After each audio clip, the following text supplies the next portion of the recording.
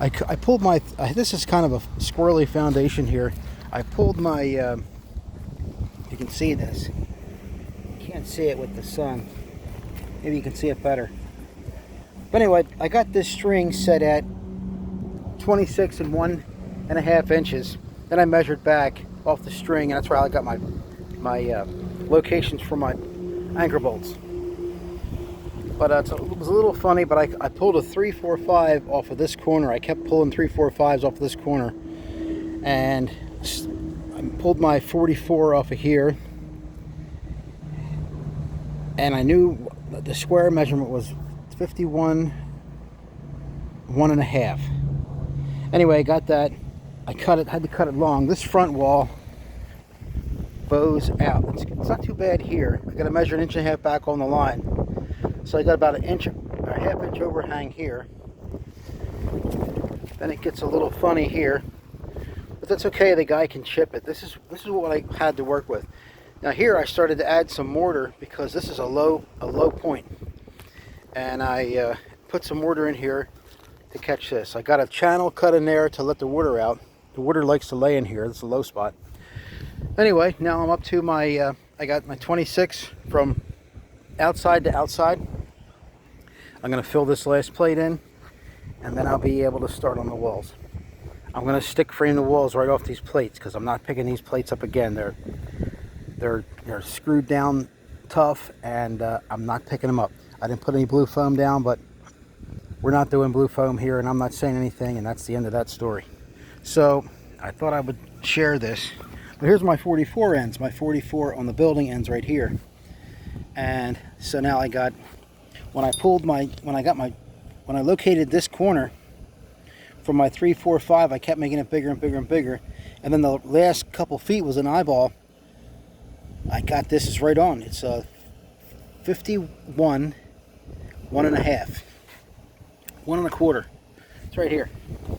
51 feet 1.25 inches. That's my diagonal measurement. Anyway, I'm gonna go ahead and put this on. Now my patch job isn't perfect, but it's better than what was here.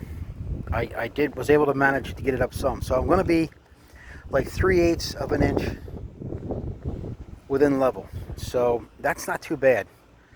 You know, this was kind of like the rush was on here, but it just goes to show the importance of making a foundation the best you can. And if you have to build a curb up like I did here, lay one of these 2x6s on the inside, and then when you set your, I did it without a form. I just tried to eyeball it. But if you do this, set a form, and then set that outside form to your height, and then trowel it as level as you can this way. So that's some of the things. It's not perfect, but it's construction, and you know, it's all over the place. So I had to do a lot of figuring out here, and I did a lot of cussing, and I did a lot of complaining about the last guys that were here. But today I just worked hard on it and tried to keep my mouth shut, and I learned something, that if they hadn't have done what they done, I wouldn't have had the experience to you know, to try to fix something that's a little out of whack. I got to try to make it look nice. I got to cover a little bit of a mistake on their part, and surely some people cover mistakes on my part, whether it be on the job or on the road or whatever. So look out for each other, and don't complain about your circumstances. You just got to work through it. That's what I learned over the last couple of days working here. All I did was complain. Terrible. I just complain, and but now it's done. I learned a lot. You can see where my line's funny right there. Then it's hanging over there, but that's okay. It's going to be square, and it's going to be pretty close to level. It's going to be within 3/8 of an inch, so we're not going to complain about that.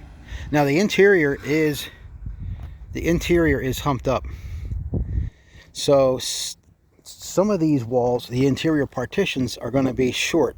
They're going to have to be shimmed up because they're all pre-cut studs. Shimmed up on the outside, and then I may have to, I'll run a string line between the two exterior walls and make sure my my plates on my interior walls don't exceed the bottom of the truss.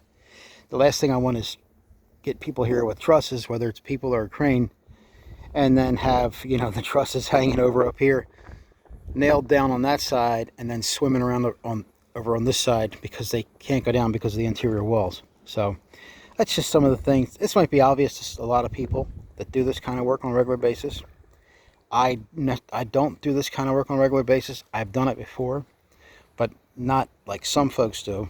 My normal jobs are normally interior and replacement windows and stuff like that.